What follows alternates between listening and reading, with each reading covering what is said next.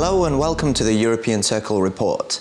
What is the European Union's regional policy in your area? Well, the four-day event, Open Days 2012, that took place in Brussels last week, dealt with questions such as this. The European Commission invited experts, politicians, developers and journalists to Brussels to take part in debates, workshops and discussions.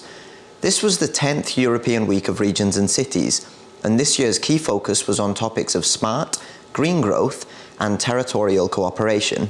The opening of this four-day event took place on Monday at the European Parliament. Among those present were the President of the European Parliament, Martin Schulz, the President of the European Council, Herman Van Rompuy, and the Cypriot Interior Minister, Eleni Mavrou, who was present as a representative of the Cypriot presidency. It seemed that the majority of the representatives from EU institutions shared the consensus that Europe may only make its way out of the crisis through the building of stronger, more united regions. The President of the European Parliament, Martin Schulz, has claimed to be a huge supporter of European regional and cohesion policy. According to him, however, there are difficult times ahead for numerous areas of Europe.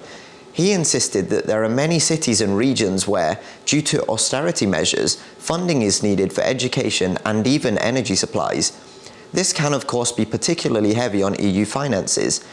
The extent of the financial support offered to European regions and cities is set in the multi-annual EU financial framework, and the negotiations on the next EU budget from 2014 to 2020 are currently underway.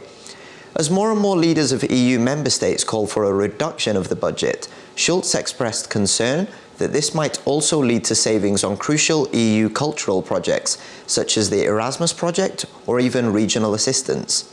The event was vast in scale, as over 6,000 representatives from across Europe came together to discuss ways of modernising and changing various EU policies. Outside of Brussels, approximately 350 events were held throughout the EU, and also in 11 other countries including Bosnia and Herzegovina, Croatia, Iceland, Montenegro, Norway, Switzerland, Serbia and Turkey.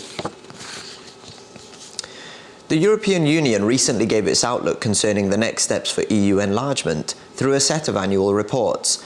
The European Commission focused on the possible accession or granting of candidate status for numerous Balkan nations, recommending for a fourth time that the EU open accession negotiations with the former Yugoslav Republic of Macedonia, a country that has been an EU candidate since 2005.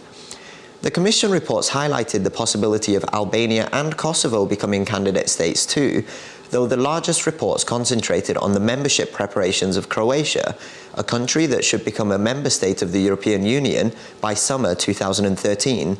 The reports focus largely on Croatia's political situation, but monitor everything ranging from the country's judicial system to its economic structure. Croatia's 2011 parliamentary elections are praised as being efficient and transparent, though the EU notes that there is much room for improvement in many fields of public affairs. The report suggests the nation must improve its public administration and judicial systems. In the first semester of 2012, more new cases arose than were actually resolved, a phenomenon that has put the country's judicial system under scrutiny. The monitoring report mentioned that the reformed state judicial and prosecuting councils have to upgrade their methods of functioning in order to carry out the increased number of tasks that will accompany accession to the European Union.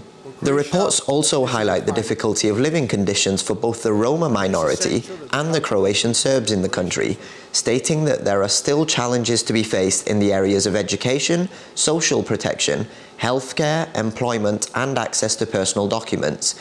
They mentioned that human rights in the country are generally well respected, but more attention should be focused on lesbians, gays, bisexual and transgender people. However, the EU monitors have praised Croatia's fight against corruption, mentioning that the legal and institutional frameworks already in place are more than satisfactory.